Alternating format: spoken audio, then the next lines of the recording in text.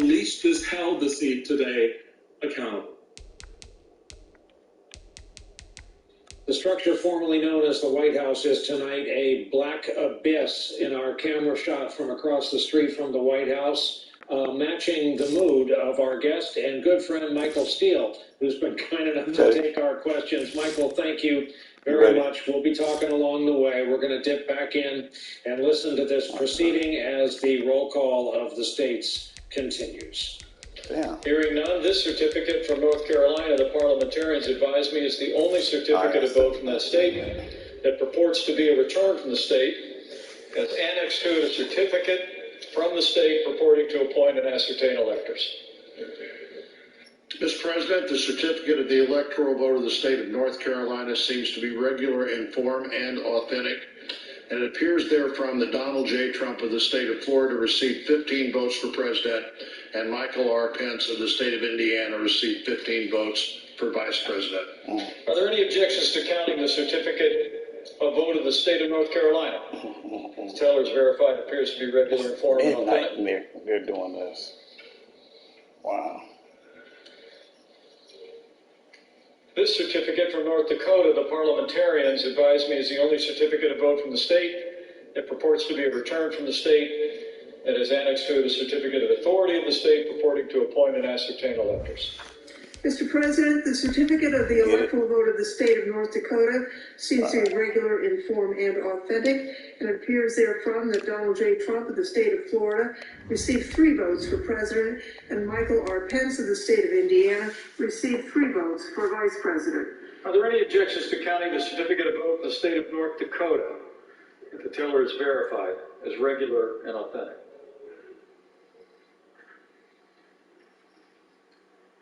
Hearing none, this certificate from Ohio, the parliamentarians advise, is the only certificate of vote from the state.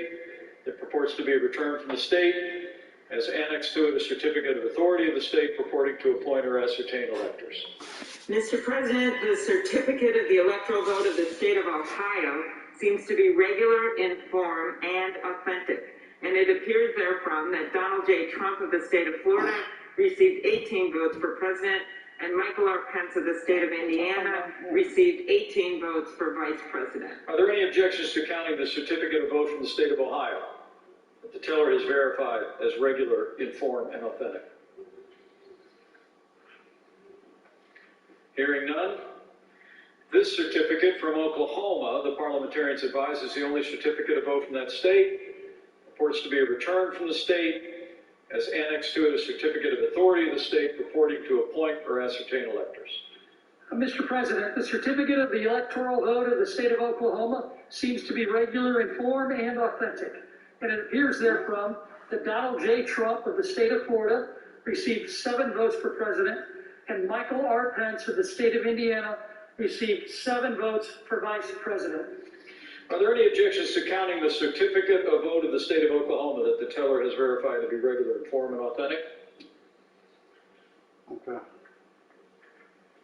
Hearing none, this certificate from Oregon, the parliamentarians advise, is the only certificate of vote from the state that purports to be returned from the state, has a certificate of authority from the state annexed to it to appoint and ascertain electors.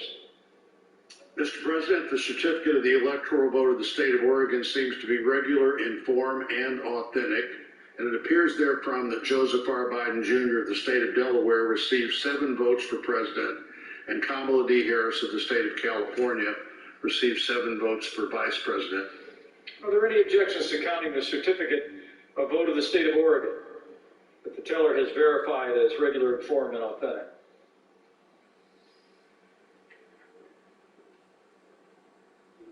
Hearing none, this certificate from the Commonwealth of Pennsylvania, the parliamentarians advise, is the only certificate of vote from the state that purports to be returned to the state, has annexed to it a certificate from authority in the state purporting to appoint and ascertain electors.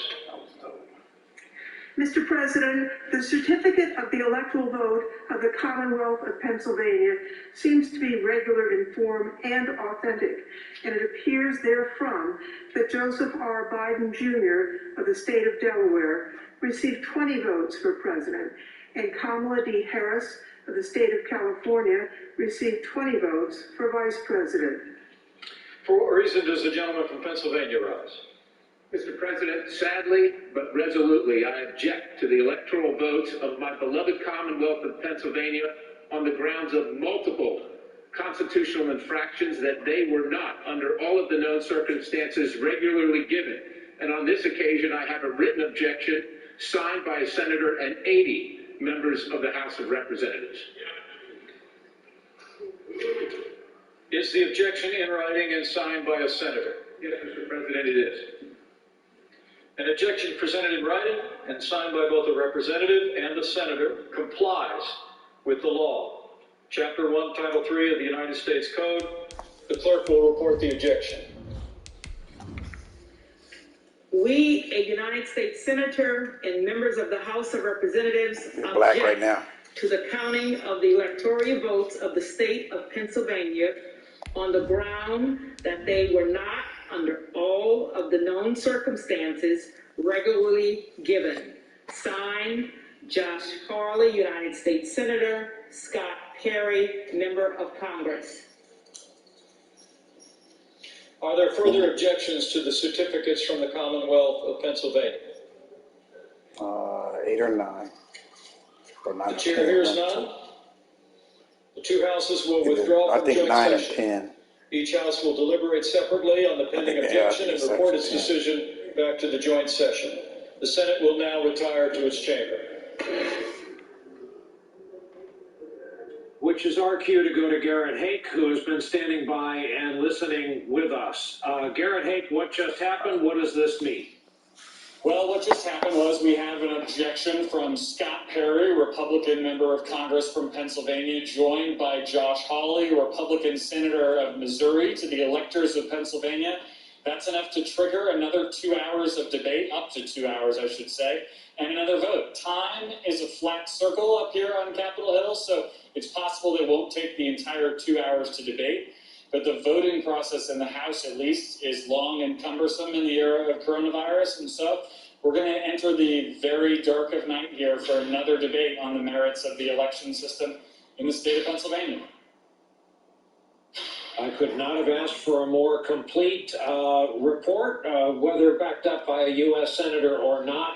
To folks watching, what you're seeing are members of the Senate exit through the main corridor of the House chamber. House chamber is significantly larger, the larger of the two.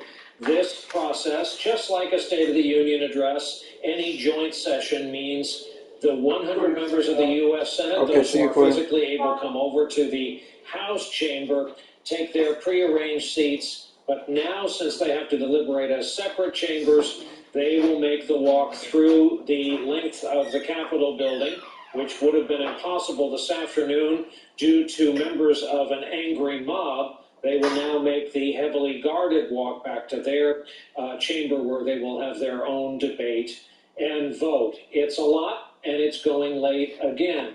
And in the interim, we are overjoyed to be able to talk to the historian and author Michael Beschloss, who has been, it's hard to put this, his Twitter feed is a work of art of social and historian activism these days. Michael, I've been thinking about you a lot because of what we're witnessing today. There's an obvious callback to what happened to the Capitol building in the War of 1812.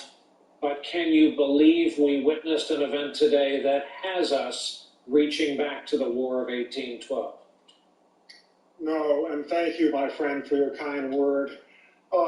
Did you or I ever think that we would be living through a day like this or a night like this? Here we've got, just as you were saying earlier, a terrorist event, just as there was in the middle of the 1812 war, or near the end of the 1812 war, August of 1814, when the British burned the White House and the Capitol, or the attack on Fort Sumter, 1861, or 9/11, which we all remember. But the difference between those things and what we saw today is this a terrorist attack on the Congress and the Capitol was initiated by the President of the United States. We have never seen that before. I hope we will never see it again. You saw that speech this morning. Donald Trump spoke to that angry mob that he had summoned to Washington and told them, march up Pennsylvania Avenue, maybe I'll even march with you, he said, up to the Capitol, take back our country, stop the counting of the ballots, the stealing of this election. And the result was this attack that resulted in 4 deaths today, the vandalization of the United States Capitol, some of our most sacred rooms. And then while it was still going on, this person who calls himself a president goes into the Rose Garden that he and his wife eviscerated last summer and talks into a camera and puts on Twitter a video in which he says to the mob that's there rampaging through the Capitol, we love you, we think you're special.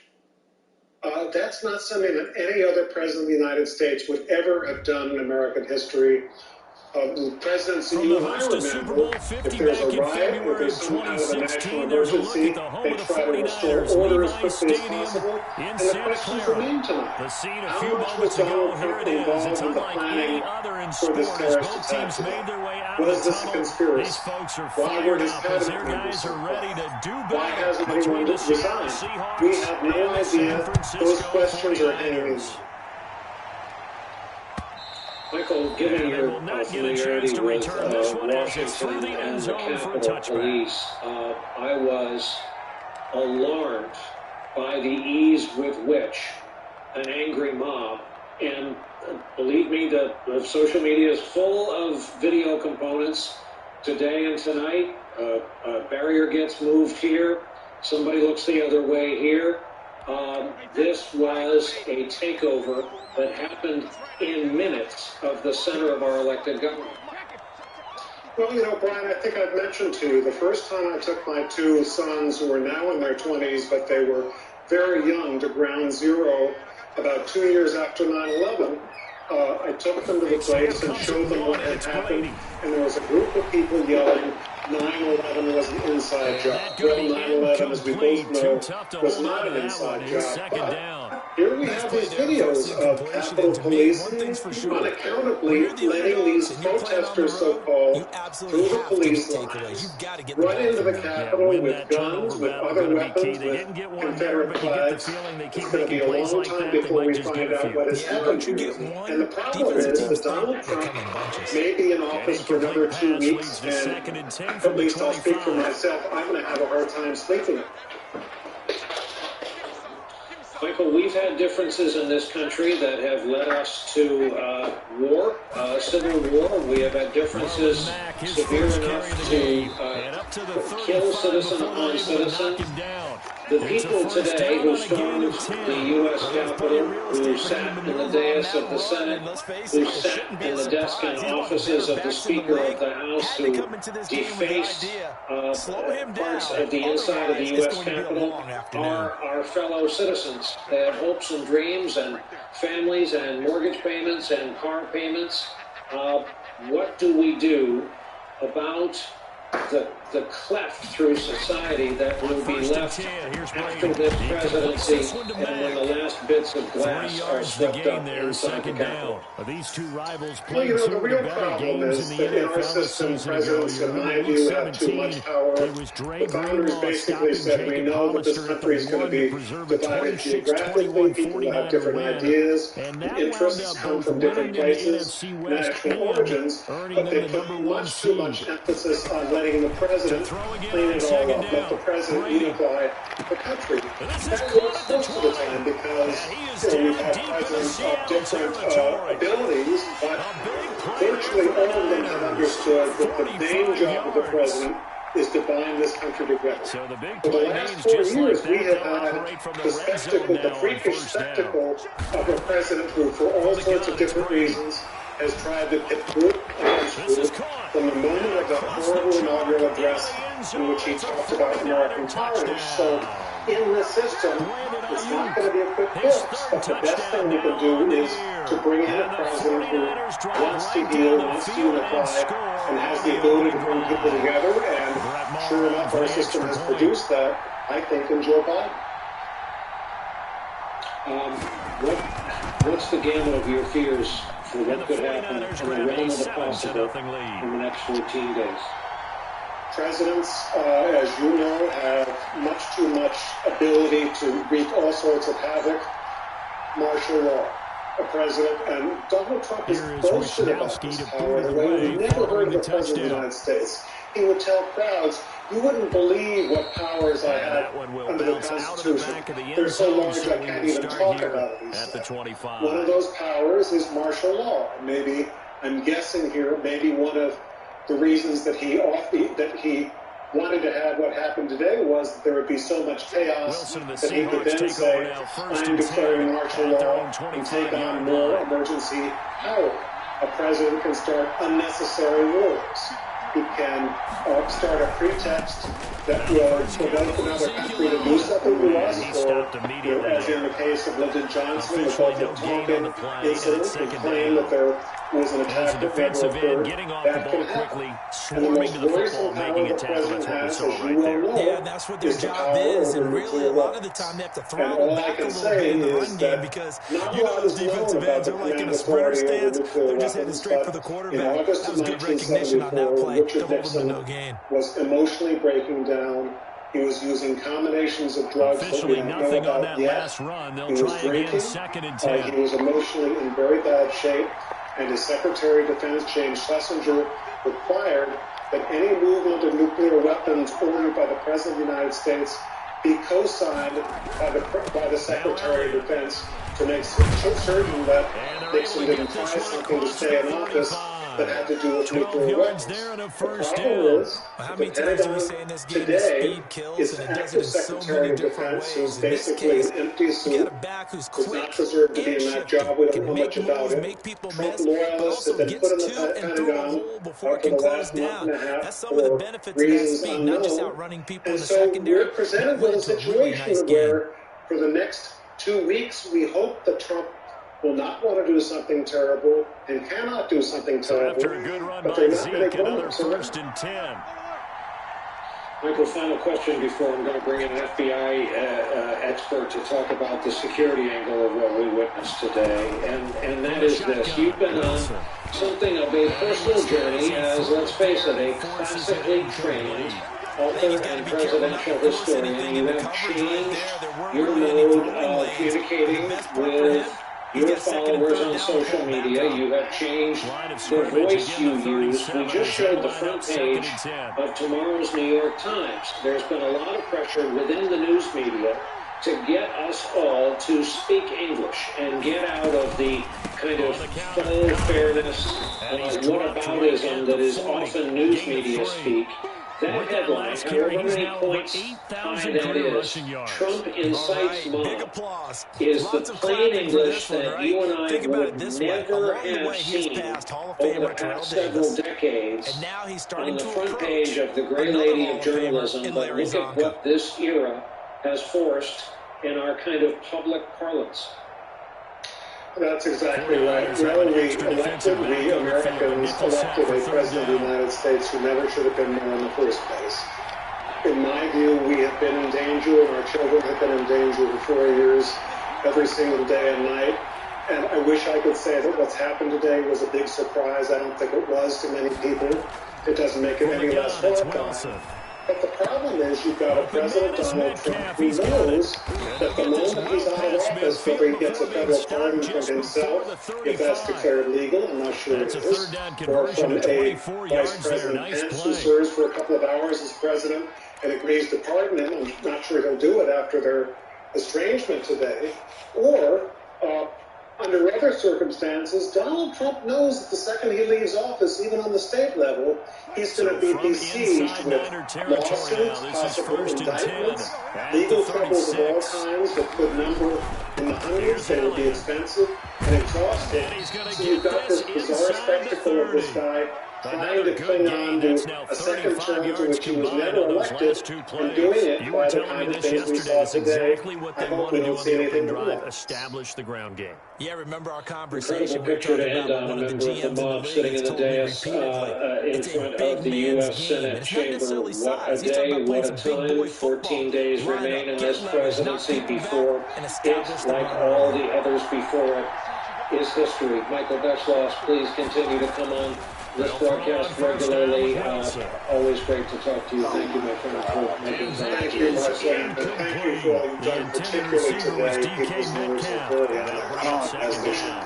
So many times we see teams go on the road and want Thank to you, lean on their Michael. running game. We But want this to crew bring in just two announced guests for this they're next going to try and segment. air it out and make hay Who downfield. can come at the same angle from different perspectives and backgrounds. I'll put it that way. Frank Figluz, for starters, former FBI Assistant Director for Counterintelligence, and among our law enforcement analysts, and Brittany Peckner-Cunningham is back with us.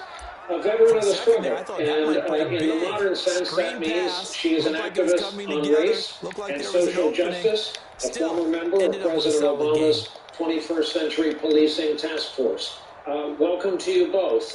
Frank, I'd like to begin with you, and let's have a frank discussion about the law enforcement, or lack of it, we saw today. As I said, you can't stop the videos that have been launched on social media showing, let people interpret the scenes for themselves, showing police not doing their job, showing police not holding the line. Outnumbered? Yes. Was it a surprise to people that we had this large gathering in D.C. this motivated? No. We've known for days and weeks it was coming. What do you make of what you witnessed today, Frank, and is the Capitol Police Force about to have a 9/11-style investigation on their hands?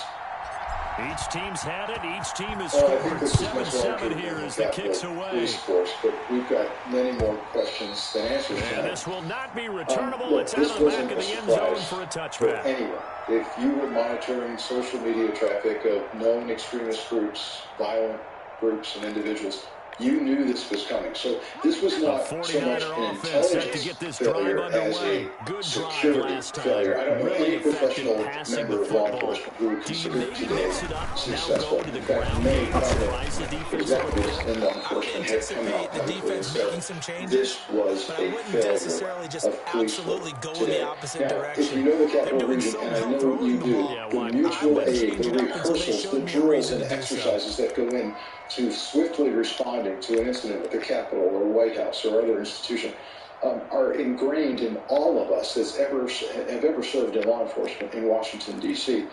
But we saw none of that happen, and when we did see it happen, it was way too late. So this begs the question, Brian, with the intel out there, the monitoring of groups that I know occurs in intelligence units throughout the various agencies, this has got to be at a higher level, where someone said, we're going to strategically not engage.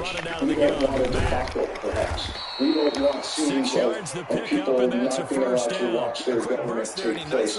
I don't know. I'm not making any excuses. In fact, I am condemning the lack of professional law enforcement today to protect our democratic process. What we saw today, Brian, was, in essence, an act of domestic terrorism. People at home who've ever watched images of an international terrorist act play out perpetrated by foreign terror groups have often wondered, how could people become so radicalized so quickly? How could they possibly throw caution and common sense to the wind to do something?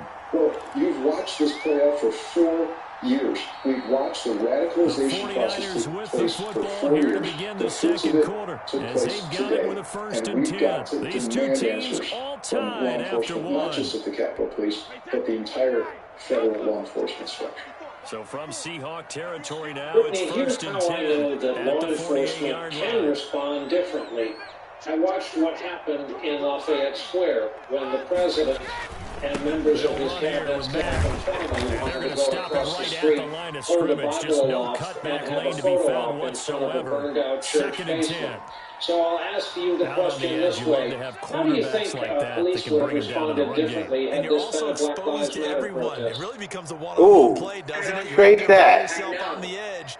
The best ones know how to make the play, and we just saw an example of it right there. Still with their 5-second rule. So we literally walked in circles. We certainly would never have been allowed to storm a federal building. I was one of many people who was a defendant on a case that is now It's Mack. I was accused of inciting a riot during the peaceful protest. On any running play that's called, they're always hoping that's going to break big and go the distance. But when you had a nice game like that, you're able to do so many things anyway. You can come back and run essentially the same play again, continue to move the ball on the ground, or you can decide to throw the ball now because usually you have the defense back on its heels. And they are taking the microphone as if nothing has occurred. This is due to the complicity of elected officials, of appointed officials, of media platforms, certainly of law enforcement, that, to be clear, did not just stand by while these things happened and provided, as was said, unprofessional response. We have video of several law enforcement officers actually encouraging, participating, and permitting these activities, opening barricades, taking selfies with these insurrectionists. We have to be very, very precise here about exactly what happened. It wasn't just that the police stood by and did nothing. It's that some of them actually encouraged and participated in activity that was a direct violation of the Constitution and was a clear example of domestic terrorism. You know, Brian, I think we use words a lot and we don't always make sure that we're clear about precisely what they mean. This is the literal example of white supremacy. What does white supremacy mean? It means that white people believe that they have dominion over everybody and dominion over everything, that they are in fact supreme. So we saw a group of white people, of white supremacists here, thinking that they own a country that they colonized, and therefore they can do whatever they want with it. They think they can storm any building in that country because they believe they own it. They think that they can erect a noose on the side of a building that was built by enslaved Africans in America because they think they have full permission to do so, and did so on camera because they knew the police would do nothing about it. But they do not own this country. They do not own democracy. They don't own us. They are tragically confused, and we will not be intimidated despite the fact that the police did not hold the line today. And hopefully get to the Super Bowl that way. Frank Figluzzi, final question to you, and that is, these are the stakes. This is the argument that law enforcement, that government had better have a good answer to. And sometimes against that, you can get out to your running back, and it could turn into a big game. We've got to rethink. This is a much larger discussion, Brian. That's not only just about rethinking policing in America, but we've got gaps in the law that prevents law enforcement from doing the right thing equally across all segments of society.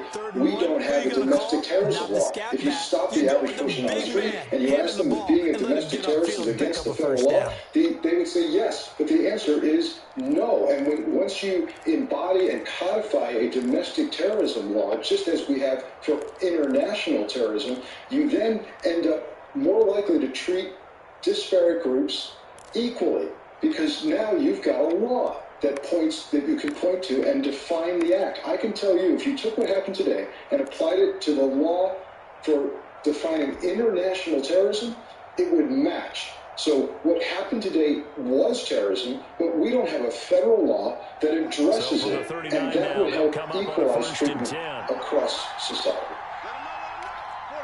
Whitney, last word. Is there any solace in knowing or assuming that they'll have 2 remaining as we step aside here in this second quarter? Dynamics may change. I always take solace in good-hearted people who are committed to doing right. That's what we saw from Black women and brown organizers and marginalized organizers in Georgia who gave this country a victory through their hard work and toil. That is what we have seen from organizers of color across this entire country, fighting an electoral system that was designed for our demise. I believe in people who stand up for what's right. I believe in people who stand up against what's wrong, and I will always take solace in the fact that I truly believe not only does love conquer hate, but that the 11 yards there on a first down for Seattle. We often give credit to the O-line there. 2 tight end formation. Those tight ends block pretty well also. Yeah, that's one of the most dynamic positions in football now. The tight ends who can block at the line of scrimmage at the point of attack, and they can also get downfield and catch the football. Perhaps that is the next conversation for your next appearance on the broadcast. Thank you to you both. This is exactly the conversation we wanted and needed to have with you both tonight. To our next guest and next segment, we are so fortunate around here. Most broadcasts would be fortunate just to have one Michael Steele. We have two Michael Steeles tonight in the same 2-hour broadcast. Please welcome back to the broadcast Michael Steele, who is former press secretary for former House Speaker John Boehner, and a guy who knows the bill very well. Also with us, another returning guest, Glenn Kirshner, former federal prosecutor and MSNBC legal analyst. And Counselor, let me begin with you. Tell the good folks watching why it is that you are the guy to talk to when we are discussing what could be a huge investigation into not only what happened in the district today, but how it was allowed to happen. What was your prior role there? So, Brian, I was a federal prosecutor for 30 years, almost 25 of those years. I was a prosecutor in the Washington, D.C. U.S. Attorney's Office. So we would routinely see between 75 and 125 lockups every day.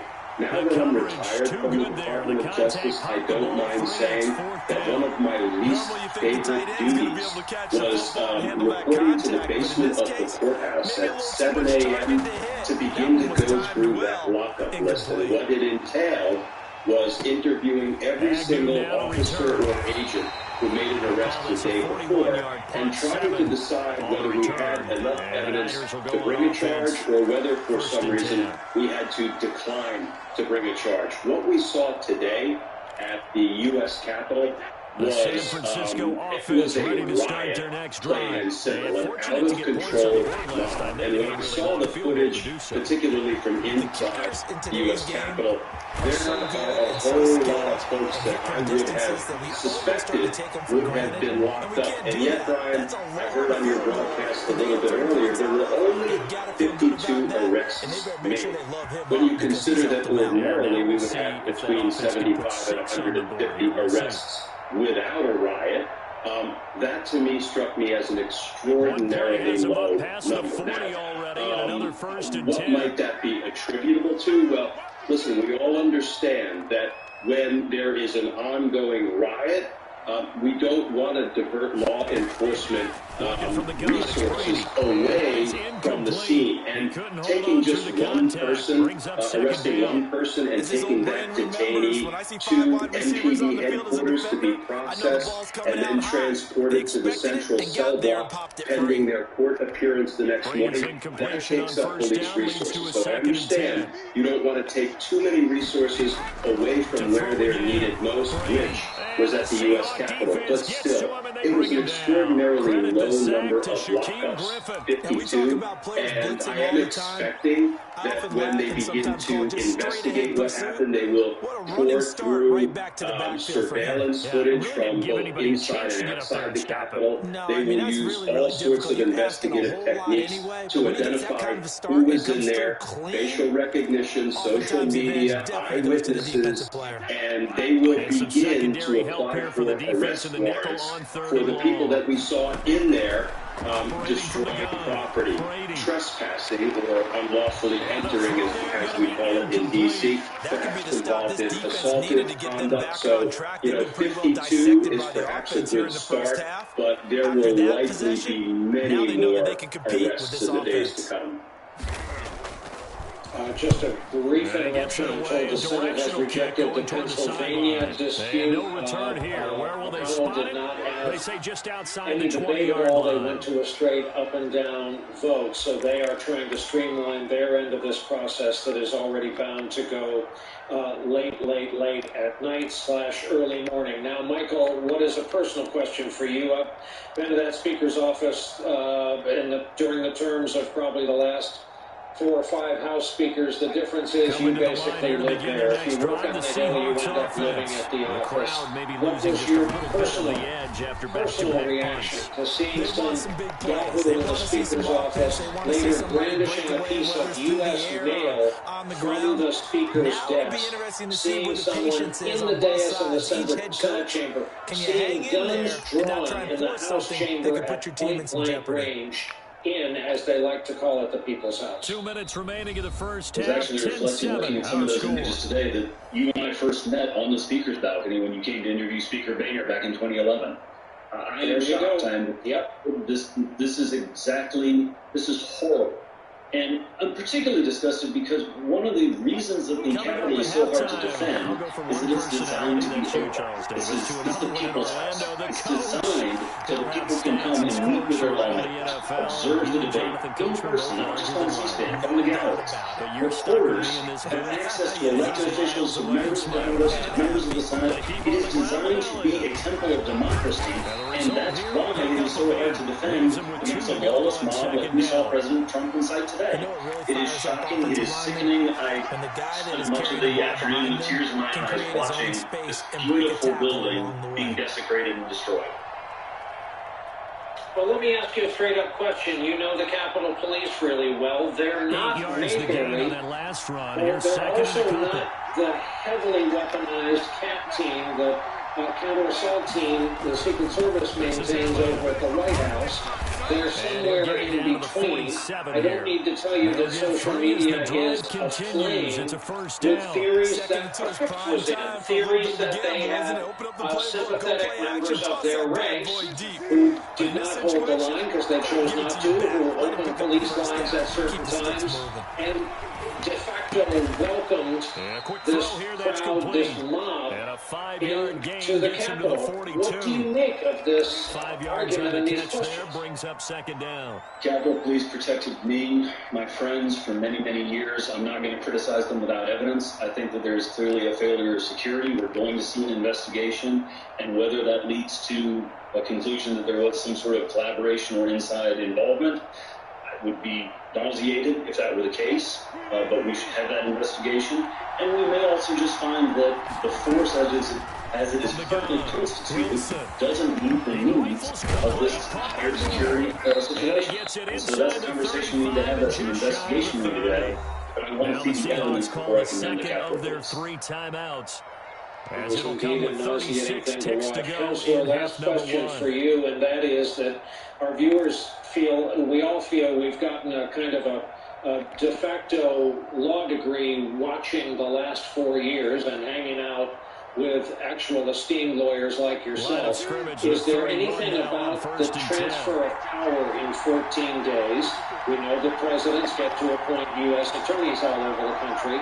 Anything about that will interfere with this hoovering of evidence you talk about, including but not limited to facial recognition and finding everybody we saw in the yard line? You know, ordinarily, Brian, I served under every president from Reagan to Trump as a federal prosecutor, and my experience was that it really didn't matter who was occupying the Oval Office. The Department of Justice business proceeded as usual. There was absolutely no interruption in the way we did our work or in the targets that we went after. I wish I could be as confident now. We have an acting Attorney General in Mr. Rosen. We haven't heard much from him, but I think we have all breathed a sigh of relief that that is the case. So let's hope that we can have a smooth transition. We know that Merrick Garland is being named as the next Attorney General by Joe Biden. I think that's an excellent choice. He's a serious man. He was a line prosecutor at the D.C. U.S. Attorney's Office, among a number of important jobs he had. So I am hopeful, I'd like to even say optimistic, that the business of law enforcement in the country, particularly at the Department of Justice, will continue apace. Unbelievable day we've all witnessed. How blessed we are to have such top-quality guests, the kind of people we actually wanted to hear from tonight, knowing about the experience of you both in that city and on those grounds. Gentlemen, thank you both for being with us tonight. One bit of news from the Hill. Mitch McConnell has said senators can begin heading home to their states tomorrow to return to the capital city July 19. That, of course, would be the eve of whatever limited, truncated inauguration we're going to see in Washington. Parts of it are still under discussion. Part of the backdrop of today's mob rule on Capitol Hill were the stands, the risers, the bleachers around the front of the Capitol that we've come to know over the years.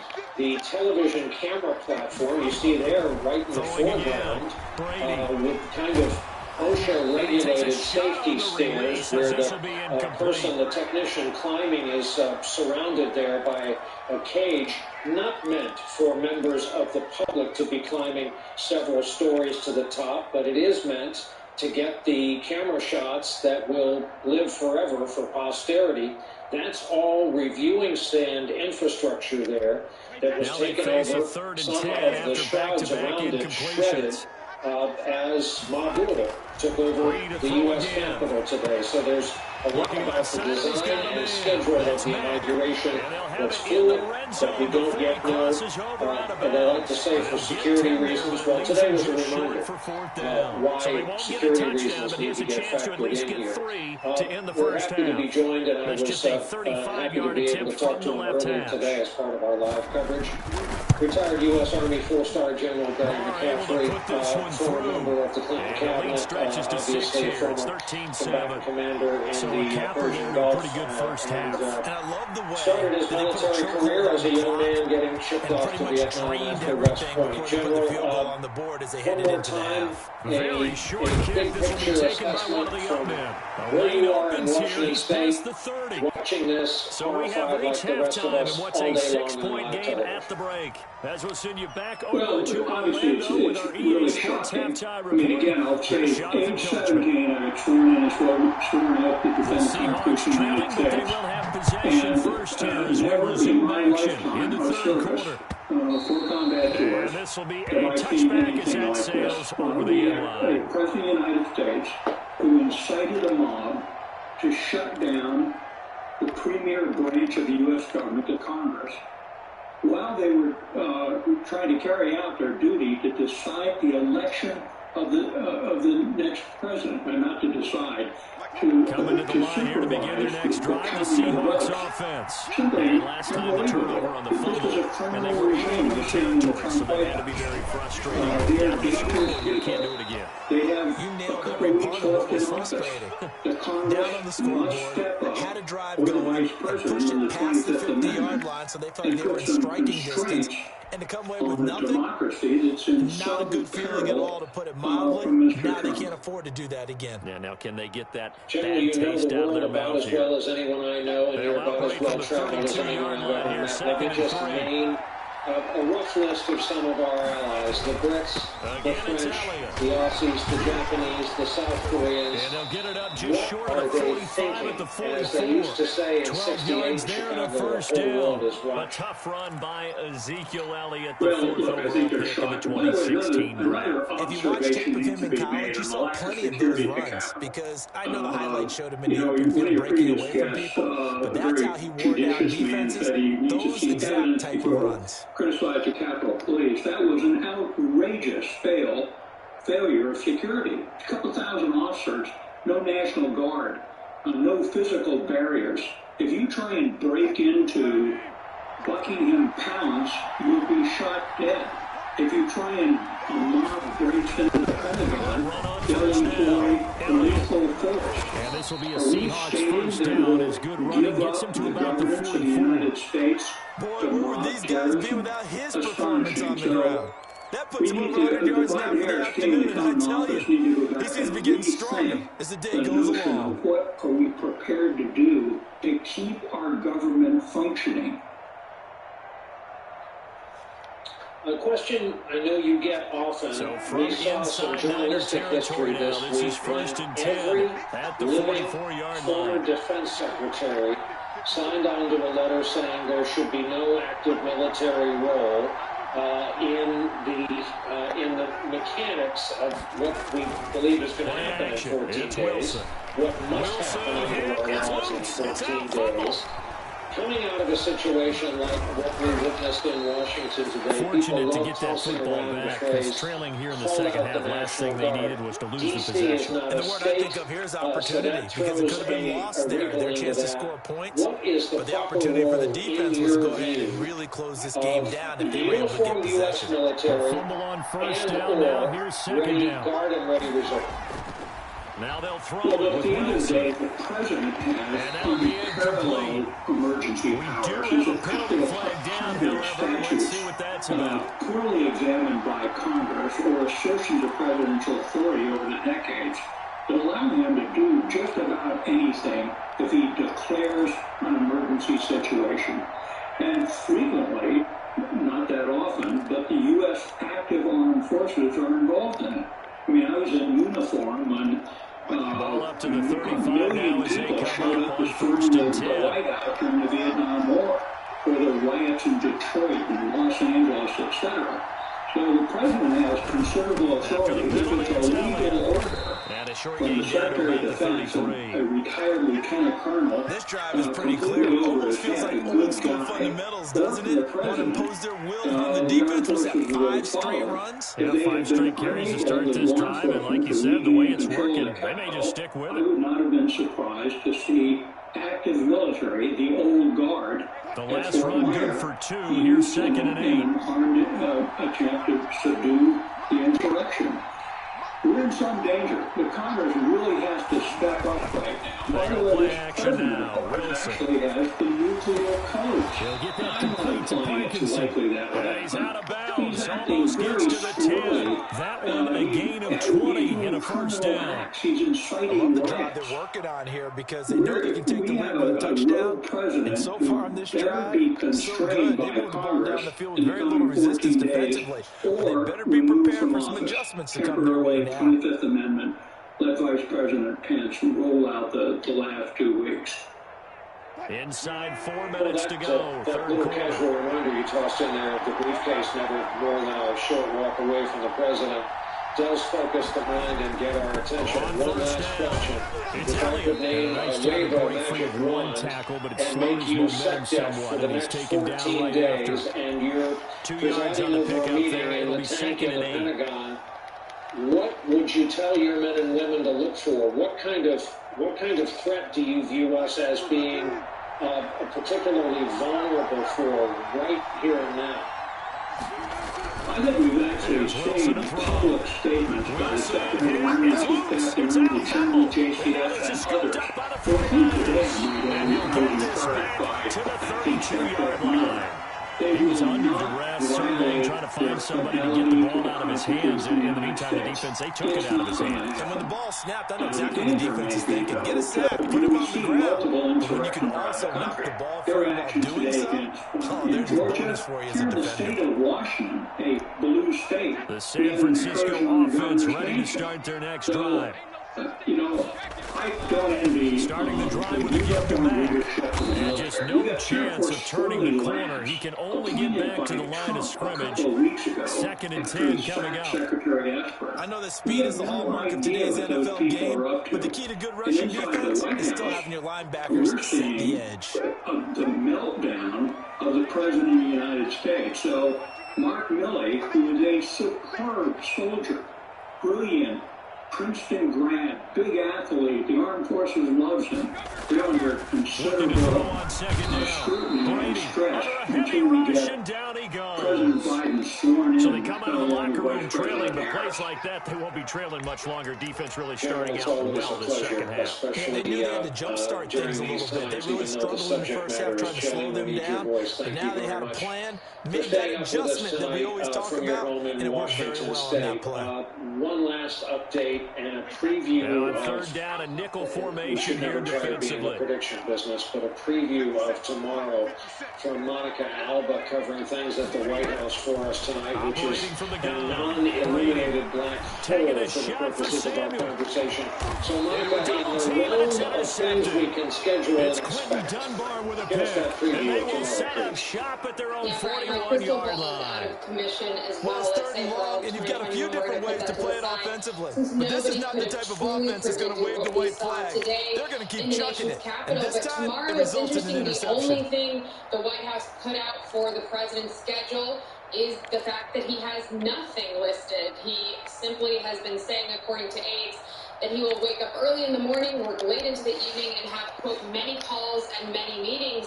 This is now something we've come to see on the daily guidance for several weeks. But the president really has sort of coming to the line here to begin their next drive, the Seahawks offense. And they'll be looking to atone for last time's mistake of fumbling inside the red zone. Certainly they don't want to do that again. And so much emphasis placed on red zone offense. I mean, you have periods devoted in practice just for that, because everyone knows how vital it is to put points on the board when you've entered that part of the field. And to come away with nothing, that's difficult for a team to handle. Difficult, and now we'll see if they can make it less difficult on themselves on this drive. 3 yards on that last carry. Here's 2nd and 7. Really condemning the violence and the fact that the president hadn't called the protesters and the mob out more forcefully. So now if you're thinking about what kind of message and Charles, this infraction is going to be against the offense. False start. Sometimes you have to get up to the line of scrimmage, make sure your team is set before you begin your cadence. Cycle, which of course they lost not just the House, the Senate, but the White House in the last 4 years, to look ahead to the future. So the other big question remaining here and that false is start penalty certainly not helping their cause here. 2nd down and long. From Republican officials that he had been invited to participate in some form, but of course now with everything happening overnight and his role presiding over this joint session, it's unlikely he would be flying to Florida for this. Will he also perhaps address the group via video conference? You can imagine the messages of Mike Pence and Donald Trump would be very, very different. And as we do look ahead to the future, we don't even know whether this president the catch and run pays off for 29 yards. One of the ways the quarterbacks keep all the receivers alive in a play, never lock in on any one guy. Make sure you keep your eyes moving, scan the field. And here he finds the open guy for a nice pickup. So from inside Niner territory now, this is 1st and 10. Down at the 31. That does it for this 2-hour chunk of our coverage. And maybe a measure of revenge there. He's had his way in this one, but this time they get him behind the line. He'll lose a yard there, and it's 2nd and 11. In the chair and ready to lead our coverage of this extraordinary, sad, dark, humiliating day in our country. Ali, thank you very much. Take it away. What's going to be fraught is not doing this with you, Brian. You and I have a history of being able to hand off to each other in major news events and pick it up. But this one has 2nd and 11 from the 32. Ideology associated with it that is not a hurricane and that is not a normal news event. Operating from the there gun. are words like coup and insurrection and terrorism coming up. A pretty good shot as he tried to pull that one in. Couldn't hang on 3rd down. You get the sense that they're saying we're not playing up to what we're capable of, and we're deep enough into the game that the early jitters are long gone. But they should now have some sense of continuity and be able to make some of these plays that they have not been doing so far. A defiant Congress is finishing what is normally a mundane ceremonial vote that on Wednesday instead became the source of violence and even death. The work of counting the Electoral College votes that make Joe Biden next president of the United States. Just counting the votes. That is the totality of what the work in Congress is supposed to be today. What looks like the normal confines of the Senate and the House that do not let this placid scene that we are looking at together fool you. This is what today was.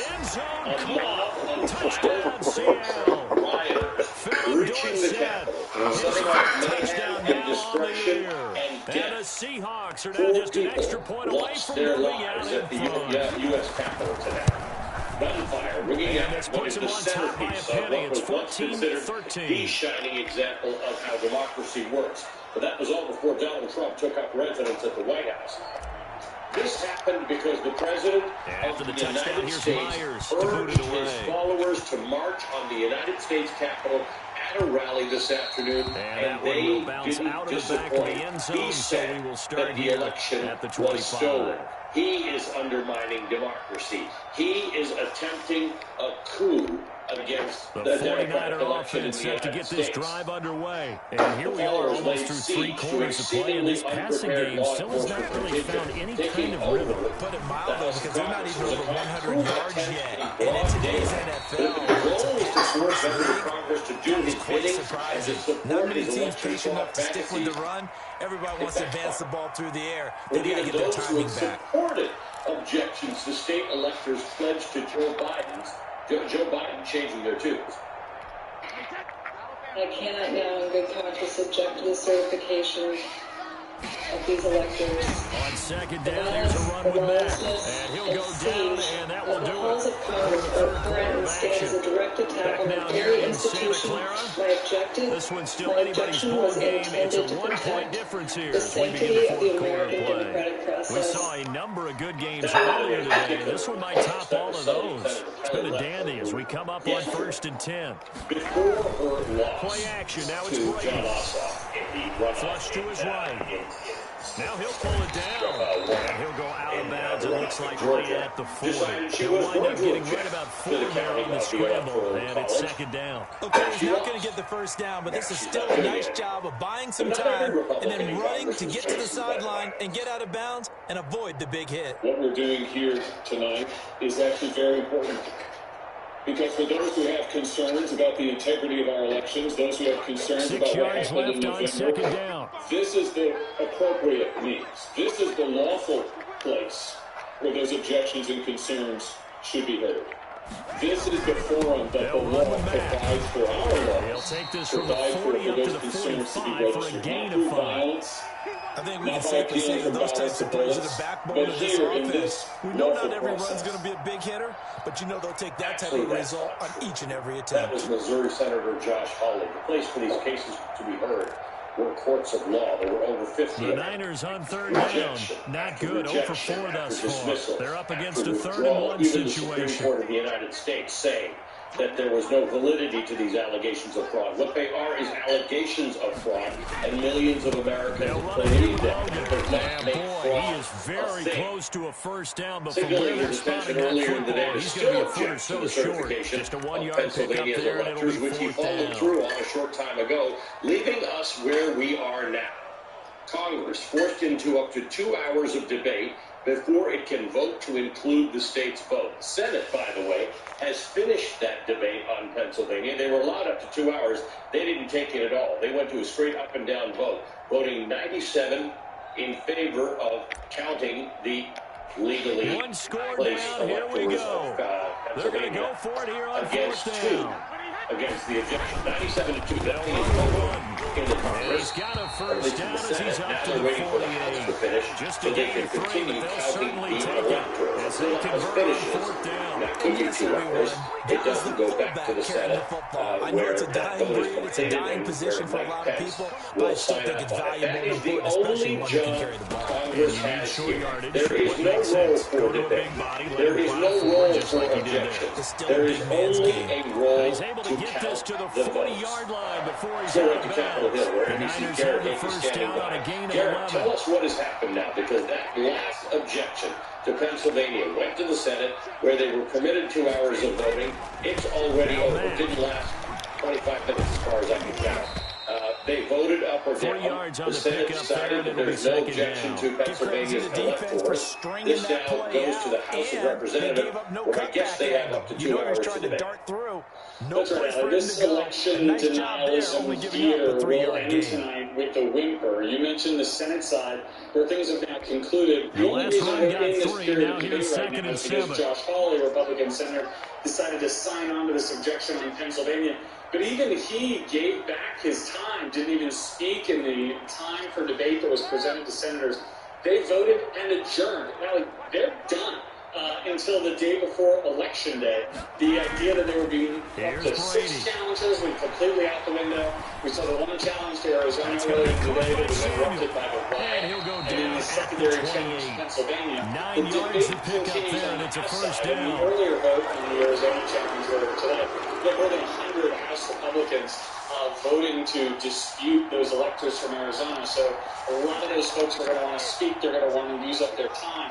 So we are in these late night hours now with members of Congress essentially throw out wide here, caught by Pettis. And he went backwards. He'll be down at the 30. That one unable to develop, never got going. A loss of a couple, and it's second down. Republicans, including Josh Hawley, who are perpetuating this election theft fraud. Take a listen to Senator Romney on the floor. From the gun, Brady. Running to remain is just an automatic in order to satisfy the many people who believe that the election was stolen. I offer this perspective. No congressional audit is ever going to convince these voters, particularly when the president will continue to say that the election was stolen.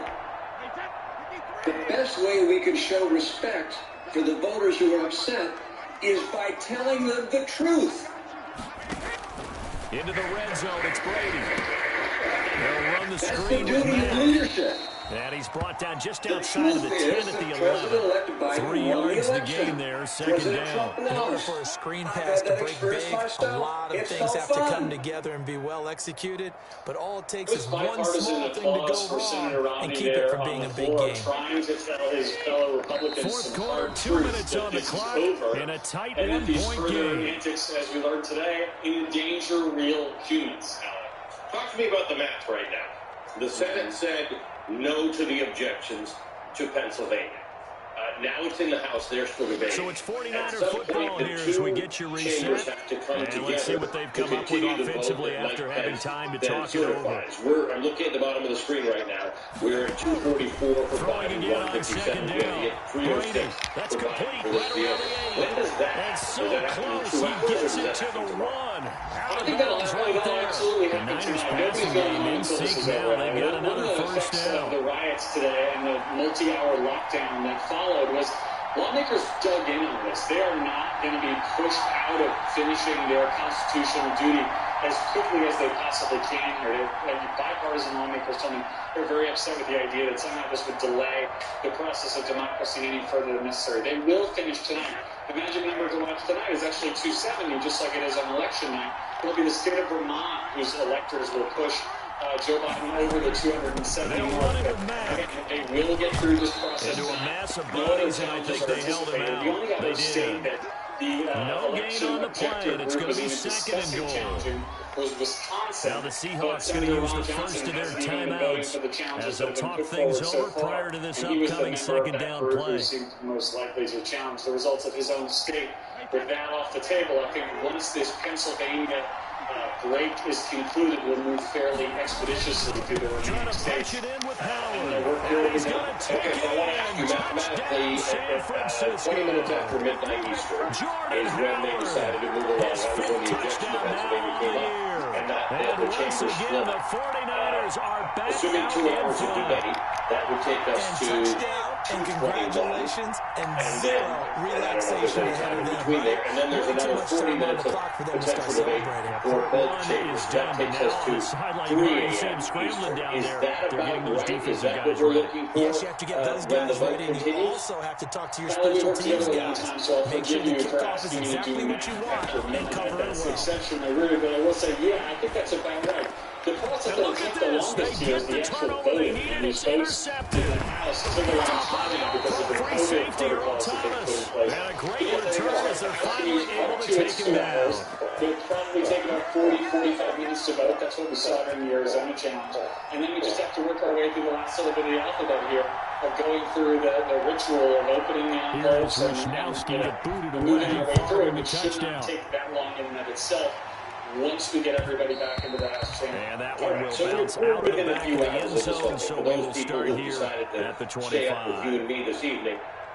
They may get some conclusion. We may be here when history is made and Joe Biden is counted as the victor. So please don't go too far, Garrett. I'm sure you've had a long day, but I'm going to need you here for the next couple of hours. I do want to go to the House of Representatives now, where procedures are underway. This should coming to the line here to begin their next drive, the Seahawks offense. And for them, a touchdown their last go-around. Obviously, they'll be hoping to do that again. And when you start plotting for this drive, when you start thinking to yourself, okay, what are we going to do? You don't go away from what you did before because that worked, but you have to be prepared for wrinkles and counters because you know they'll make some adjustments. The means of life is at risk for hunger. And he can't get a throw away. He's taken down. It's Eric Armstead fighting his way through that time to record the sack. Great job defensively. I think he was trying to go through his progressions, find someone to get rid of the football. Before he knew it, he was on his back. So that just brings us right back to what we said in the beginning. A great job defensively. Nowhere to go with the football. That led to the sack. He stood up on the center floor and he stayed with it. So it must be very important to make coming up. Well, this is taken in. It's complete. The 20, 10. He takes it across for the touchdown, and they've taken the lead late in the final minute of the fourth. Wow. Might be seeing that one on the highlight shows tonight. The home run ball here in the fourth quarter to take the lead. There's nothing like being aggressive, preaching that to your team, and then following through. Please don't be alarmed as we go away from it. I've got a producer who is watching what is going on in the house, and I will break into any conversation as news develops, because news will develop tonight, and the news that develops tonight will be history, because at some point that 244 on the bottom of your screen will move to 270, and that will be the final. He will get into the end zone to extend the lead by 2 more. Will be the 46th president of the United States. After that, it is over in the minds of about 329.99 million people in the United States. The remainder are and that'll carry over the back line of the end zone for a touchback. Sidney Powell and a few other people who continue to think that he will be the next president of the United States. But for the rest of us, this will be settled within the next few hours. I want to bring in a panel of experts here. Michel Zindor is the White House correspondent for PBS NewsHour and an MSNBC political analyst. Harry Litman is a former U.S. attorney, was the Deputy Attorney General. The San Francisco offense ready to start their next drive. They're only in need of a field goal, a decent amount of time on the clock. So tell me if I'm wrong, you don't have to be too panicked here. No, not at all. I agree with you. This is where your preparation and your confidence comes into play. They've worked on these situations all the time, once all the time. They know what they want to get done. And in a lot of cases, the great competitors, they love this situation. They think they can go ahead and get it done. They practiced it. We'll see if practice makes perfect. Well, he certainly is. So from the 36 now, first and 10. It's hard to imagine if you're a Republican sitting in Congress now, seeing what you saw last night in Georgia, where you were defeated once again. And you shouldn't have been defeated in November, and you were defeated yet again, losing both Senate seats. Now, to be clear, that's something that I advocated for because I thought it needed to happen with the two Georgian senators being as corrupt and extremist as they were. But I don't understand how Republicans look at that and realize that Trump, especially when he's not on the ballot and he's unlikely to be on the ballot again, realizing that he is a weight around the neck of the Republican Party. And then to have this attempted coup, this insurrection, this storming of the Capitol building today, something that we have never seen in our lifetimes or in our history. And the failure of a peaceful transition, a peaceful transfer of power. We lost our life. Blood was spilled in the Capitol today. We've never seen this kind of thing before. And even after all of that, the majority of House Republicans continued this attempt to overturn the election. And so that's what we have now in the Republican Party. It's eating itself. It's at war with itself and with the country and with our democracy. And I don't know what the future holds with a wing of the party that is so committed to destroying American democracy, and another wing perhaps that hopefully will come around to the need for reforms. I don't know if those two wings can coexist. I don't think they can. I don't know what that means for the future, but the country is at risk as long as one of our two main parties is so committed to destroying our democracy. And Michel Zindor, you tweeted a little while ago, a source familiar with the president's thinking today tells me the president is living in a reality that he has created for himself. He wants to show that he's in control and has power at any cost. I cannot imagine a worse demonstration of the idea that you have power than to send an uncontrolled mob into the United States Senate that overran the very police who were meant to keep it safe, to the extent that you have police with guns drawn on protesters inside the United States Senate. Senators secreted away to a hiding place. This isn't power, this is mayhem here. It is mayhem that President So here we go. Maybe the biggest kick of the game forthcoming. And the clock will now stop as a timeout is called with 5 seconds left. So the field goal unit is on the field as this is a big spot right here. And then this could potentially send us to overtime. As the Capitol was broken into and as violence broke out and as unfortunately a woman lost her life. What we saw tonight was the physical manifestations of the conspiracy theories, the disinformation campaign, the false allegations that President Trump has been doing for weeks and months here. And it also is the physical manifestation of Republicans who saw the president doing this, saw the president angering millions of Americans, and said, well, I'm going to kind of and I wouldn't have it any other way. This is a dogfight all through regulation. No reason to think it won't continue in the extra period. Are broken and people are looking for safety. We see now a White House that is in chaos with people resigning and people close to the president telling me just what I tweeted, which is that he's a president who's lost it. He's seen, even by his allies, the people who are closest to him, as someone who is at this point drunk on power, someone who wants to look at these protesters and say, look what my people can do for me. This is what power looks like. And they tell me that the president wants to try to hold on to power by any means necessary. Now, we live in America, so it seems as though he's going to be able to be pushed out of office on January 20th. He is no longer to be president in about 13 days now. But that being said, there are a lot of people who are scared about the next 2 weeks because they see the president as someone who is more isolated and more angry than ever before. I want to ask my control room to keep those pictures up, whether it's on the main screen or the 49er offense set to get this drive underway. They control their own destiny here. They have the football. Journalists told by their employers tonight not to use the words coup, insurrection, treason, sedition, and terror. Scoring a touchdown wins Joyce the Banks tells me game that because they're used to just going downfield and trying to get field goal range to win a game. Legal implications. But this is a coup attempt. This is a president who was encouraging an insurrection. He is a president who lies, doesn't tell half-truths and sort of untruths and whatever nonsense BS that the media has been using for the last 4 years. He is a liar, and those people who stormed the Capitol today are terrorists. It is a disservice to the American people to say anything less. You're totally right, and it's not just common parlance, but the law books that call it that. There are any number of crimes that he might potentially be charged with. I've been among the people arguing for possible prudence and abeyance with respect to charging him. But the federal interest, which is what you think about when you charge a federal crime, has changed dramatically today.